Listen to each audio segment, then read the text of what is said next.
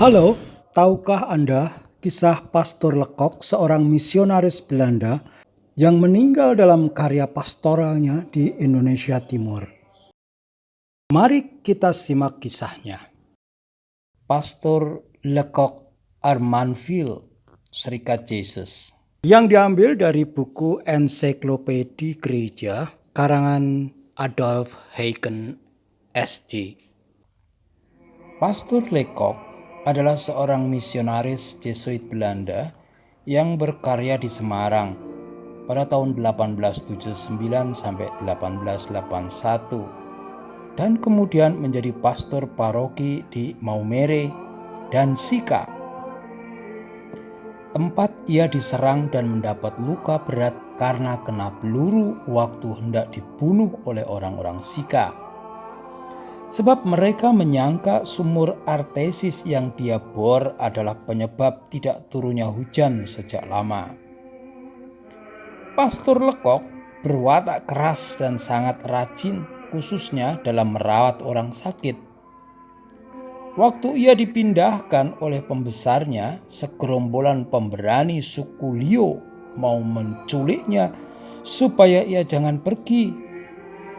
Raja Sika memprotes pemindahan bapak mereka yang tercinta itu.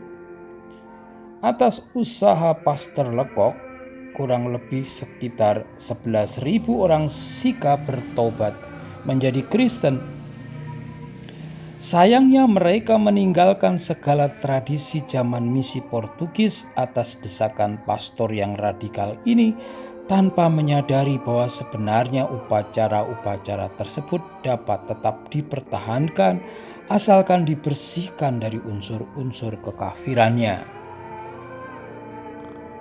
Pastor Lecoq kemudian menjadi perintis misi Maluku.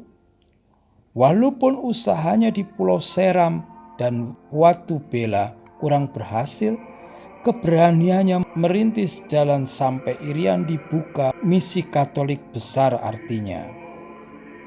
Ia berhasil mengumpulkan jemaat Katolik kecil pertama di Kapur di Teluk Berau. Walaupun sudah sakit dan lemah, Pastor Lecoq sebelum berangkat ke Jawa untuk berobat berhasrat menyebarkan agama Katolik di daerah Kipya, Pantai Mimika. Untuk maksud itu ia menyewa kapal Al-Bahanasa milik seorang pedagang Arab dari Banda. Menurut cerita kapten, Pater tenggelam waktu ia berusaha menyelamatkan seorang anak yang bersama dengan Pater terlepas ke laut yang bergelora pada waktu perahu dayungnya terjungkir balik. Akan tetapi anehnya, para awak kapal itu ternyata mempunyai kunci peti-peti milik pribadi Pastor Lecoq yang biasanya dibawa serta dalam saku celananya. Ternyata semua peti itu kosong melompong waktu dikembalikan ke pasturan. Seorang perempuan Irian yang sederhana ketika sudah sedikit mengerti bahasa Kei dan ditanya tentang nasib Pater Lecoq ini, dengan gerak-geriknya menyatakan bagaimana Pater diserang dari belakang dengan parang lalu dibunuh. Kematian tragis dan kurang jelasnya ini menandai terhentinya karya misi di bagian Irian Jaya untuk waktu yang cukup lama.